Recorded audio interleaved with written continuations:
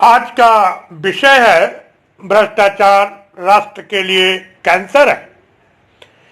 भगवान सर्वव्यापी है या नहीं, इस पर विवाद हो सकता है, पर भ्रष्टाचार घट घट व्यापी है, यत्र तत्र सर्वत्र है। यह मानने में उसी को संदेह होगा जिसके पास आंखें तो हैं पर जो उनका उपयोग नहीं करता, या जो जानबूझकर सत्य को देखने से या मानने से इनकार करता है। भ्रष्टाचार है क्या? बड़ा मुश्किल है उसका स्वरूप बताना। रावण को तो 10 ही मुंह थे, भ्रष्टाचार के 1000 मुंह हैं। वह शक्ति में भी 100 रावणों के बराबर है। सतयुग के 10 मुख रावण को मारने के लिए तो भगवान ने अवतार लिया भी, पर कलयुग के इस सहस्त्रमुख रावण से तो शायद भगवान भी उतना ही डरता है। अब तक उसने कोई अवतार नहीं लिया।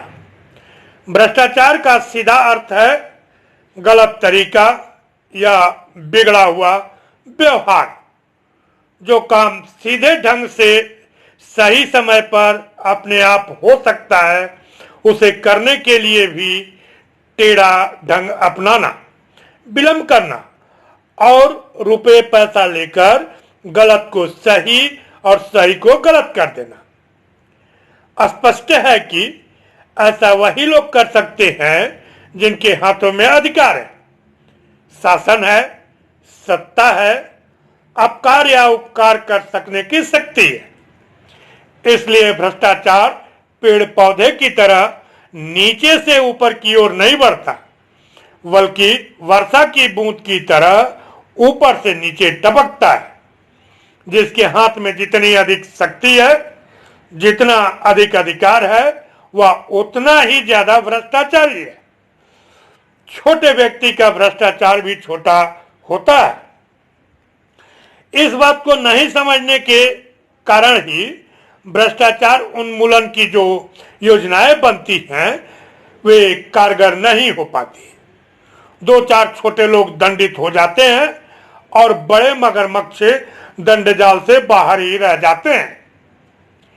भ्रष्टाचार के संबंध में यह भी भ्रम है कि यह आधुनिक युग की ही देन है या भारत में ही है। सत्य यह नहीं है। विद्वानों ने खोज ढूंढकर कौटिल्य के अर्थशास्त्र में से 40 ऐसे भ्रष्टाचारों के नाम निकाले हैं जिन्हें वह अपरिहार्य मानता था। कौटिल्य कहता है कि जिसकी जिह्वा पर मधु है हो वह बिना चाटे नहीं रह सकता, और जिसके हाथों में राजस्व हो वह बिना खाए नहीं रह सकता। इतिहास बताता है प्राचीन मिस्र और रोम में भी भ्रष्टाचारी थे, और 20वीं शताब्दी के पूर्व अमेरिका, इंग्लैंड और रूस में भी प्रशासन में भ्रष्टाचार घुसा हुआ था। पर हुआ यह कि पश्चिमी देशों में प्रशासनिक भ्रष्टाचार क्रमशः कम होता गया और भारत में यह बढ़ते बढ़ते जनजीवन के सभी अंगों पर छा गया। सभी क्षेत्र पर इसकी लहरें फैली। आज कौन नहीं है भ्रष्टाचारी? केवल सरकारी अधिकारियों को ही दोष देना अन्याय होगा। कहीं आपका काम बिना कुछ पैरवी और लेन देन के हो जाए, यह आशा ही फिजूल है। पैरवी और पैसा, यही भ्रष्टाचार के हाथ पैर हैं। अब कौन नहीं सुनता पैरवी और चांदी के जूते से किसकी अकल ठिकाने नहीं लगाई जा सकती। कार्यालयों में तो ऊपर गांधी और राजेंद्र बाबू के चित्र टांग दिए गए हैं, पर सबके भीतर भ्रष्टाचार के कीटाणु घुसे हुए हैं। पहले सेना के अधिकारियों के संबंध में कहा जाता था कि वे भ्रष्टाचारी नहीं होते, पर अब तो उनकी अखंडता पर भी प्रश्नवाचक चिन्ह लग गए। शिक्षा विभाग के बारे में कहा जाता था कि यह एकमात्र पवित्र विभाग है। पर अब तो विधानसभा में सामान्य सदस्यों द्वारा यह कहा जाता है कि इतना भ्रष्टाचार कम ही विभागों में है। विश्वविद्यालयों में प्रश्न पत्रों की बिक्री, पैसे देकर कॉपी का मुकाम पता लगा लेना या जोर जबरदस्ती से फेल को पास करवा लेना इतने धड़ल्ले से होने लगा है कि अब अखबार वाले ऐसे समाचारों को छापते भी नहीं। व्यापारियों की तो बात ही न पूछिए। कहा जाता है कि व्यापार और भ्रष्टाचार मौसेरे भाई हैं और इन दोनों में खूब गहरी छंती है। जब से परमिट, कोटा, लाइसेंस की बात चली तब से यह कहा जाने लगा है कि जो भ्रष्टाचार कला का जानकार नहीं है वह व्यापार कर ही नहीं सकता। व्यापारी चाहता है तुरंत लाभ, अधिक धन प्राप्ति, और यदि प्रशासन जरा सा अड़ंगा लगा दे तो उसकी लुटिया डूब सकती है। उसकी इस घबराहट का नाजायज फायदा उठाने वाले न केवल सरकारी कर्मचारी हैं बल्कि बड़े राजनेता भी हैं। आज की राजनीति इतनी खर्चीली हो गई है, चुनाव इतना महंगा हो गया है कि किसी ईमानदार नेता के लिए जायज पैसों से जीवन निर्वाह करना कठिन हो गया है। किसी एमएलए, एमपी या मंत्री को जितनी तनख्वाह मिलती है उतने में उसका 10 दिन का भी खर्च नहीं चल पाता। अपनी आमदनी बढ़ाने के लिए वह नित्य नूतन हथकंडे ढूंढता है और ऐसे में यदि कोई मुसीबत का मारा मिल गया तो उसे अपना उल्लू सीधा करने में देर नहीं लगती, बल्कि यूं कहें कि दोनों ही मौके की तलाश में रहते हैं। अब तो यह बात छिपी नहीं रह गई है कि अधिकांश राजनीतिक दल पूंजीपतियों की कृपा पर ही जीवित है। जब से संविध सरकारों का जोर बढ़ा, व्यापारी प्रत्येक दल के नेता को खुश रखना चाहते हैं। पता नहीं कब कौन मंत्रिमंडल में आ जाए। जो एक पैसा देता है वह 2 काम गलत करवाने का हकदार हो जाता है। इस प्रकार भ्रष्टाचार का विषचक्र चलता रहता है। भ्रष्टाचार के 3 घटक हैं: भ्रष्टाचार कराने वाला व्यक्ति, भ्रष्टाचार करने वाला व्यक्ति और भ्रष्टाचार को देखने वाला समाज। पहले दोनों का अपना अपना स्वार्थ है, पर समाज का सबसे बड़ा दोष यह है कि जानते हुए भी कि अमुक भ्रष्टाचारी है, अमुक की सारी संपत्ति काली कमाई की है, वह उसे यथोचित आदर सम्मान देता है, उसे अनुकरणीय मानता है। संपत्ति के प्रति आकर्षण इस देश में स्वतंत्रता के बाद तेजी से बढ़ता जा रहा है। पहले त्यागियों को समाज सिर आंखों पर बिठा कर रखता था, पर अब भोगियों को ही शीर्ष स्थान प्राप्त है। अब आदमी की नजर साधन पर नहीं प्राप्ति पर है। गांधी जी साधन की पवित्रता का उपदेश देते देते चले गए, पर गांधी के अनुयायियों ने सत्ता में आने पर सारे उपदेश भुला दिए। एक बार जब संयम और त्याग के आदेश लुप्त हो गए तो अब उन्हें सत्ताधारियों में ढूंढना, बालू में तेल खोजना है। स्वतंत्रता के बाद भ्रष्टाचार में वृद्धि हुई है, पर द्वितीय विश्व युद्ध के समय से ही चोरबाजारी और गलत किस्म की मुनाफाखोरी बढ़ने लगी थी। आज हर शहर और गांव में ऐसी इमारतें मौजूद हैं जिनकी एक एक ईंट लड़ाई के जमाने में कमाए हुए काले धन से खरीदी गई थी। प्रशासनिक भ्रष्टाचार इतना उग्र रूप नहीं धारण कर पाया था, क्योंकि उन दिनों ऊंचे अंग्रेज पदाधिकारियों तक पहुंच मुश्किल थी। उनके डर से छोटे कर्मचारी भी थर थर कांपते थे, क्योंकि अगर एक बार बड़ा अफसर बिगड़ गया तो उसे मनाने का, उसका निर्णय पलटवाने का कोई तरीका उनके पास नहीं था। आज स्थिति दूसरी है। हर कर्मचारी की पहुंच किसी न किसी बड़े दरबार में है। हर किसी की पीठ पर कोई न कोई बड़ा हाथ है और हर व्यक्ति किसी न किसी का आदमी होता है। भ्रष्टाचार को इतने बड़े पैमाने पर संरक्षण इसके पूर्व कभी नहीं मिला था। इसलिए आज वह भय ही उठ गया है जो भ्रष्टाचार का सबसे बड़ा अवरोधक हुआ करता है। परिणाम स्वरूप निर्भय होकर भ्रष्टाचार पनपने लगा।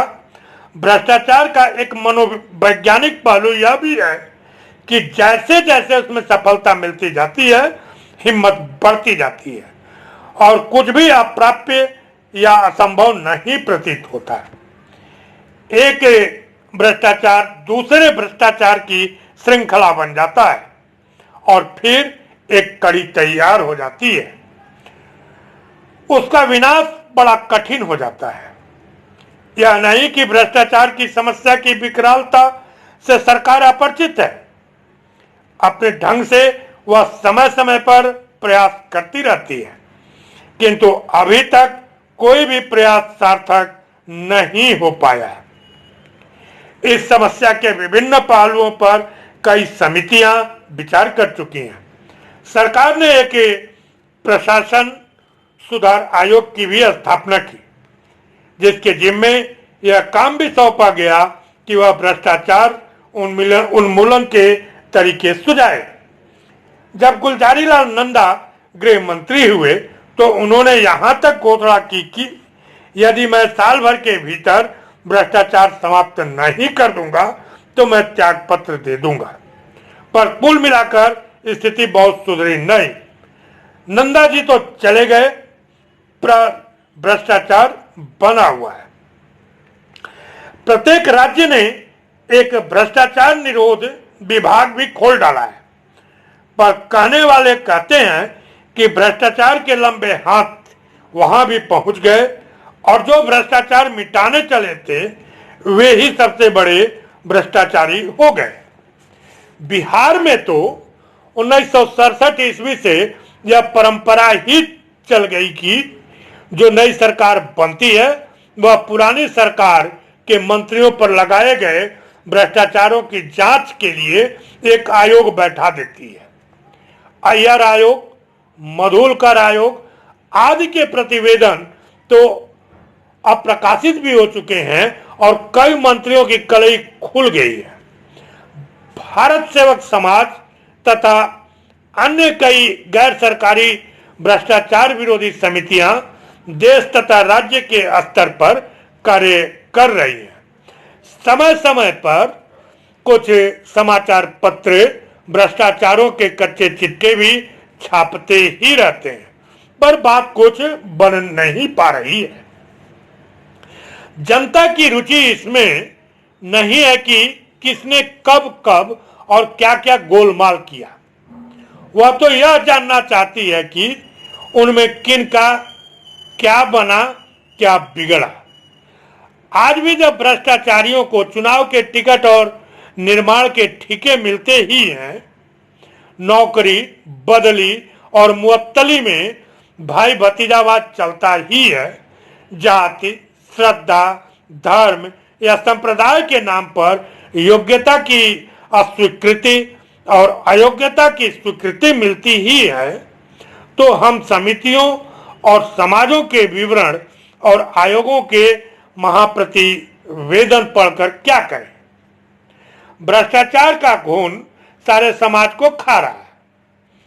अब तो जो भ्रष्टाचार का विरोध करते हैं या उससे बचने की बात करते हैं वे उपहास के पात्र माने जाते हैं और लोगों को शंका होने लगती है कि ये असली है या नकली। कहीं कोई कंबल ओढ़कर घी पीने वाला तो नहीं। हर आदमी अब दूसरे को भ्रष्टाचारी समझने लगा है। नई पीढ़ी के मन में कुंठा और निराशा घर बनाती जा रही है। कहीं कोई भविष्य दिखता नहीं। आचरण की सभ्यता तो बिल्कुल लुप्त होती जा रही है। बड़े बूढ़ों के सदाचरण संबंधी उपदेश खोखले और अर्थहीन लगने लगे हैं। भारत में भ्रष्टाचार चर्चा और आंदोलनों का एक प्रमुख विषय रहा। आजादी के एक दशक बाद से ही भारत भ्रष्टाचार के दलदल में धंसा नजर आने लगा था और उस समय सदन में इस बात पर बहस भी होती थी।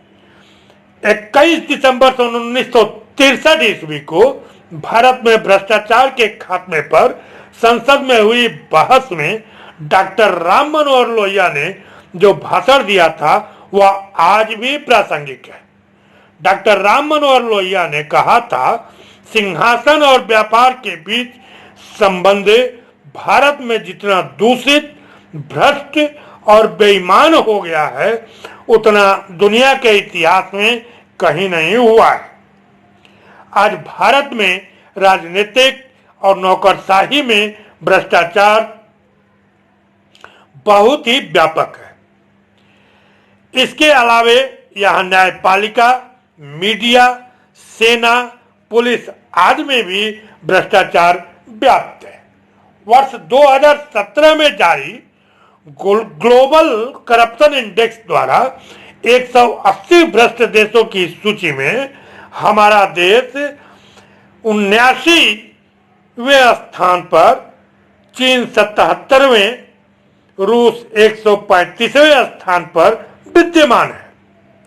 इस सूची में पहले 10 भ्रष्ट देश हैं दक्षिण Sudan, Eritrea, Libya, Venezuela, Sudan, Afghanistan, Iraq, Somalia, उत्तर कोरिया एवं नाइजीरिया। उदाहरण के तौर पर बात करें तो वेनेजुएला में भ्रष्टाचार के कारण महंगाई इस कदर बढ़ गई है कि वहां 1 बोरी रुपया से एक परिवार को एक हफ्ते का खाने की जरूरी रसद भी नहीं मिल पा रही है, जबकि यह देश प्रमुख तेल उत्पादक देशों में से एक है। आज हम लोगों ने भ्रष्टाचार राष्ट्र के लिए कैंसर है इस विषय को समझने का प्रयास किया। आज के लिए बस इतना ही। आप सभी को बहुत बहुत धन्यवाद।